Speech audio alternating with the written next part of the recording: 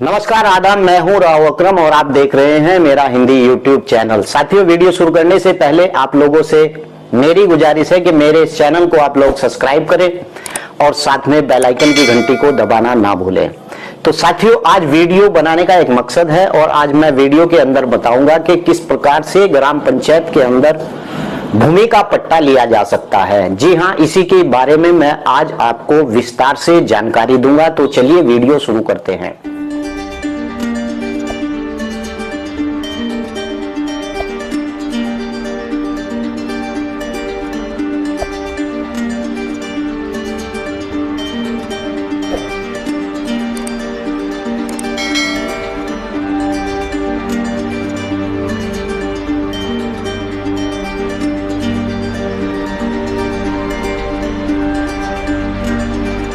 तो साथियों, अधिकतर लोगों का यह कहना है कि ग्राम पंचायत के अंदर पट्टा कैसे लिया जा सकता है, चाहे वह आवासीय पट्टा हो या फिर कृषि योग्य भूमि पट्टा हो। जी हां, पट्टा लेने के लिए एक प्रक्रिया होती है।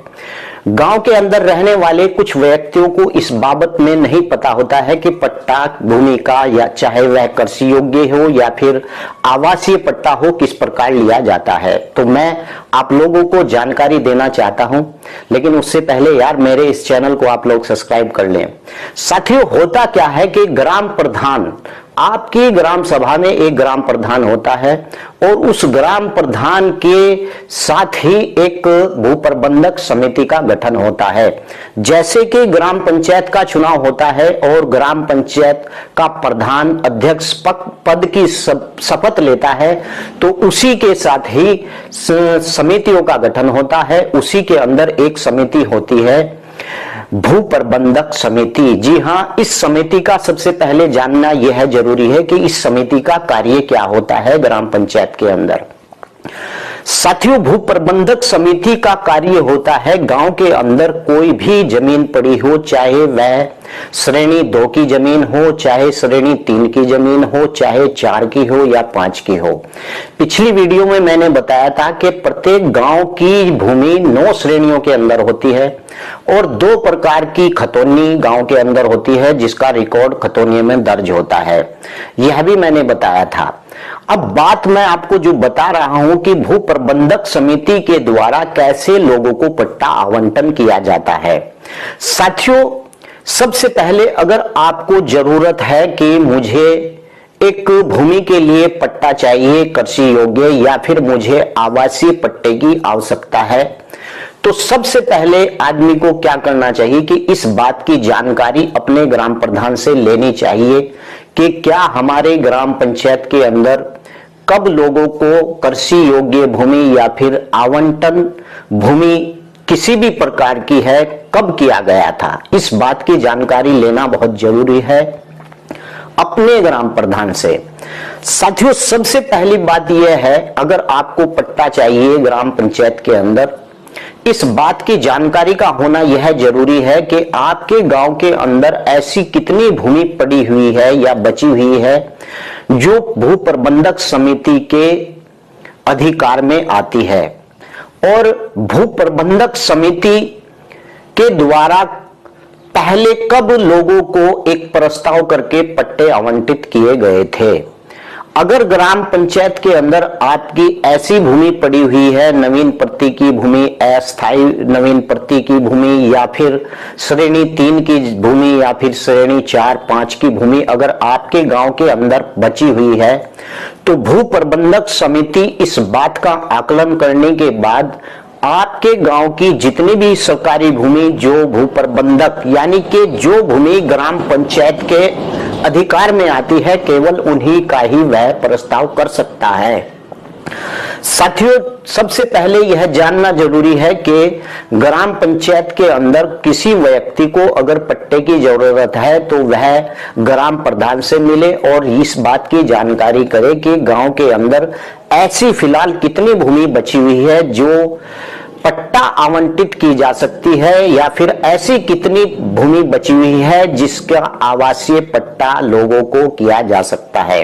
और यहां पर एक बात बहुत जरूरी है, कुछ लोगों के मुझे कॉल्स आते हैं कि अकरम भाई हम पट्टा लेने के लिए क्या किया जाए। मैं आपको जानकारी दूं कि भूमि का पट्टा केवल उन्हीं लोगों को होता है जो लोग भूमिहीन होते हैं, और आवासीय पट्टा भी उन्हीं लोगों को होता है जो आवासहीन है, यानी कि जिनके पास रहने के लिए भूमि नहीं है। ऐसे ही लोगों का नाम भू प्रबंधक समिति एक प्रस्ताव बनाकर ऐसे ही लोगों का नाम दर्ज करके और परगना अधिकारी और गांव का लेखपाल, एसडीएम सब मिलकर इस प्रस्ताव को कलेक्ट्रेट के यहाँ पर भेजते हैं, और फिर प्रस्ताव के ऊपर कलेक्ट्रेट की परमिशन होने के बाद गांव के अंदर पट्टे आवंटित किए जाते हैं।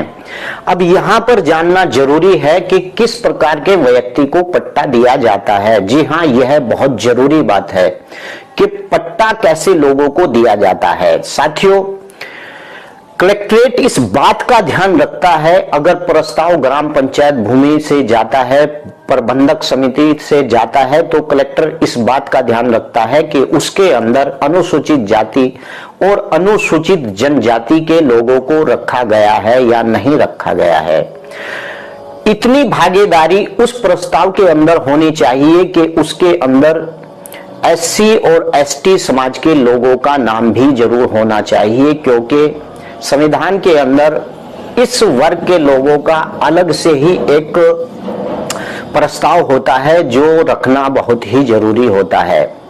साथियों, पट्टा उन लोगों को दिया जाता है जो लोग भूमिहीन होते हैं और आपके गांव के अंदर निवास करते हैं, या फिर आपकी पंचायत के अंदर उन लोगों का निवास है, और ऐसे लोग अनुसूचित जाति या अनुसूचित जनजाति के लोगों का भी नाम उसी के ही अंदर दर्ज किया जाता है। सबसे जरूरी बात यह है कि पट्टा ऐसे व्यक्तियों को दिया जाता है जो खेतीहर मजदूर हो या फिर गांव के अंदर लोहार का काम कार्य करता हो और भूमिहीन हो, या फिर वह नाई और बढ़ाई या फिर जुल्हाए का काम करता हो, लेकिन इनकी कैटेगरी भूमिहीन होना बहुत ही जरूरी है। अगर यह व्यक्ति आपके गांव के अंदर भूमिहीन है तो ऐसे ही लोगों को कृषि योग्य भूमि का पट्टा किया जाता है। और साथियों, अगर कोई व्यक्ति गांव के अंदर निवास करता है और उसके पास रहने की भूमि नहीं है, चाहे वह किसी भी श्रेणी या कैटेगरी का व्यक्ति है, उस व्यक्ति के लिए भी आवासीय भूमि का पट्टा दिया जाता है।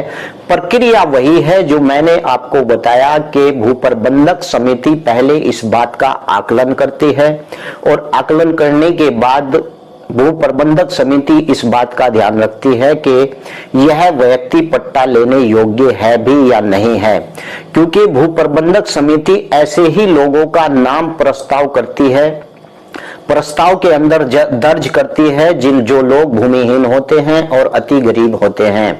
और यहाँ पर एक कैटेगरी और है कि अगर किसी व्यक्ति की पहले संशोधन के अंदर 2500 रुपए सालाना या 2500 के करीब हुआ करता था, लेकिन अब अगर उसकी सालाना इनकम 8000 के लगभग है, यानी कि 80,000 रुपए उसकी सालाना इनकम है, तो ऐसे व्यक्ति को भी पात्र माना जाएगा और ऐसे व्यक्ति को भी ग्राम पंचायत के अंदर चिन्हित कर प्रस्ताव के अंदर लिया जाता है। यानी कहने का मतलब कि अति गरीब, यानी कि जिसकी आय एक महीने में 8000 रुपए है और 8000 रुपए से नीचे है, तो ऐसे व्यक्ति को भी पट्टा दिया जा सकता है।